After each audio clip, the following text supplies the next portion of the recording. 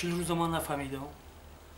بچه‌م تلفن میکرد که اوتام سوق سلامتی خیلی بعد 40 روز ما فهمیدیم که بچه‌م در افغانستان.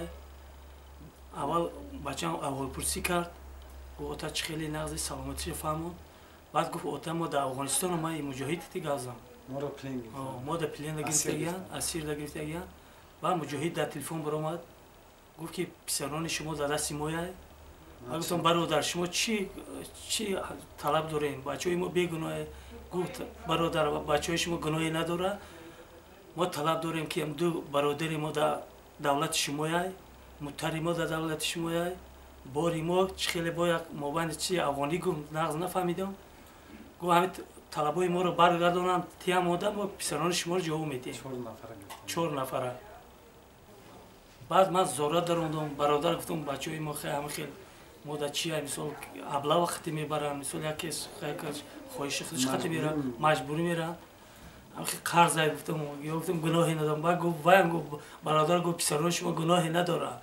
با میگم 3 بار تکرار گفت را کماندو نفهمون هم دولتیاتو نفهمون که هم طلبی ما را تیم بچه‌های شما را جواب میده.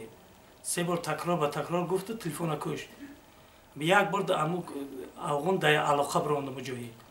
تو این وقت 4 ماه میشه اگون بر علاقه نبرونده. از چندم رفتگان گم شدشون گذاشتن. ای 17 دکبر 2014 ایامی جماعت سر کردم. تو وینکماد رفتم موقعیت داد. جماعت رفتیم وینکماد رفتیم رئیس ناحیه دا بروندیم.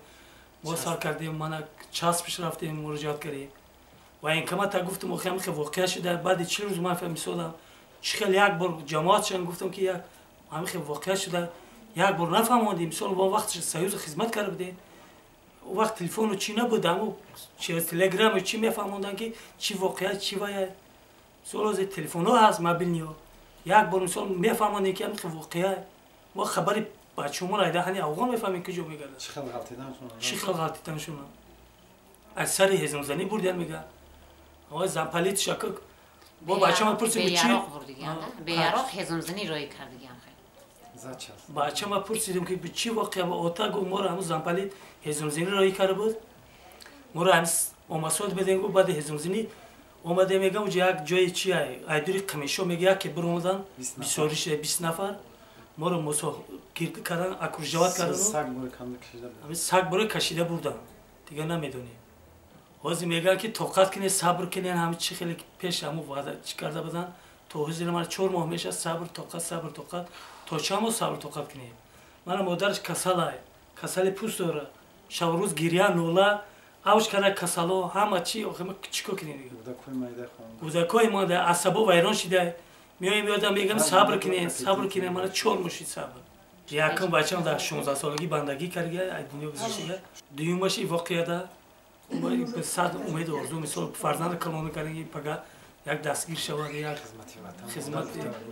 خدمت موتر و وطن گفته روی کرده ما مثال پیغامنامه واره باور کرده سوگندهای واره باور کرده فرزندمون سپردگی رنگ پدروار و یا نگاه کنن چی کنن نسبت فرزندای ما ارزو داریم فرزندای ما رو چقدر سپرده بینه ساق سلامت همه خیلی میخواهیم که قبول کنیم التماس میکنیم ای هویم ای وای هویم ای هم هر وایوش هم تعاق کردیم که برادر هم فرزندای ما بیگناه اگه سر هزم زینه ابو افسر روی کرده و افسر مثلا همه چی فرمان تیا باید اجرا کنه فرمانی وای قطعی رفته مثلا اگه گناه کرده اما افسر جواب شتیه چی کنم در فرزندای ما بیگناه جب بیش چی گفته روسان نیز داشته و عذاب کشیده ما طلبی ما هم فرزندان چی لی کنن چی خیلی سپرده بدیم سوق سلامت همه خیلی میخواهیم قبول کنیم ما اگه وینکمات هم دیل رفتم وینکمات میپرسم میگم